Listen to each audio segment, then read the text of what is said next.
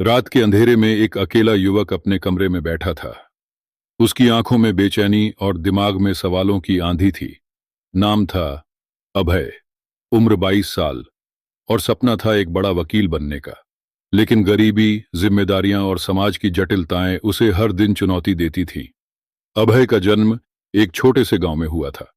उसके पिता एक साधारण किसान थे जो बमुश्किल घर चला पाते थे।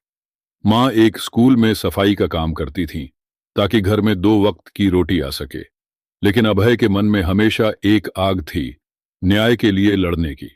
जब वह 10वीं कक्षा में था तब उसके गांव के एक गरीब किसान की जमीन दबंगों ने छीन ली। कोई भी उसकी मदद को तैयार नहीं था और वकील ने भी पैसे के बिना केस लड़ने से इनकार कर दिया।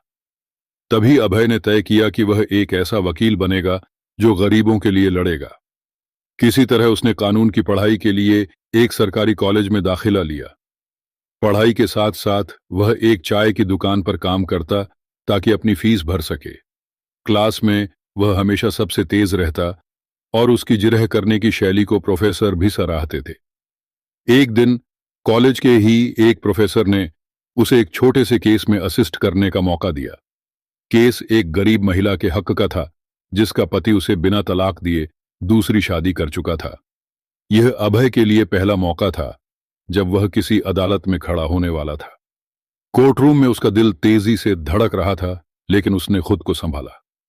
वह हर तर्क को मजबूती से रखता गया, कानून की धाराओं को ठोस ढंग से पेश करता गया।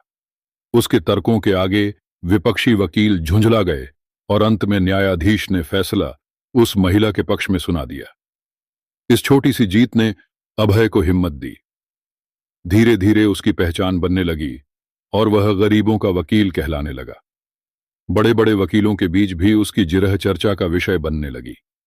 एक दिन उसने उस किसान की जमीन वापस दिलाने के लिए लड़ाई लड़ी जिसे बचपन में उसने लुटते देखा था। न्याय की लड़ाई कभी खत्म नहीं होती। अभय को अब भी बहुत कुछ हासिल करना था, लेकिन उसने यह सीख लिया था कि अगर हौसला मजबूत हो और इंसाफ के लिए लड़ने का जज्बा हो तो कोई भी मुश्किल बड़ी नहीं होती।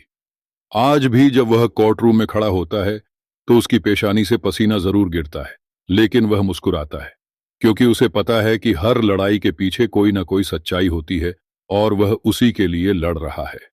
दोस्तों, सब्सक्राइब करो हमारे इस यूट्यूब चैनल को, A to Z story J star को। आपको जीताना ही मेरा मकसद है।